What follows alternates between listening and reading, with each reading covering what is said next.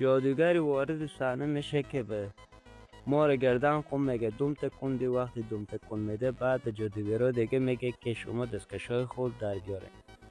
دستکشای خود در میارن. بعدیو میگه کفشای خود بیرون کنین. کفشای خورن که بیرون میکنن. بعدی به همگی میگه که شما موهای تقلب خود در بیارین. موها خود از سر خوبر میدارن بیرون میکنن که یک دمی تا سر یک کرمی به جنس معلوم میشه که میخوره سری و بعد از این کرمی ور میداره از سر خود که بچگه میگه که بیشتر جادوگر به جنس هم هست اینا. بعد از اون موشار میبینه. موشار که بدیدک بعد موش گیر میکنه که میگه توشت کوچولو نازی. موش کوچولو ناز بعد جانفدای دیگه وارد صحنه میشه که موش رفیق خود رو نجات میده. بعد از اون چکوش به دنبال میندازنه که نمیتونه به جونی بخوره. بازم به دنبال اونه.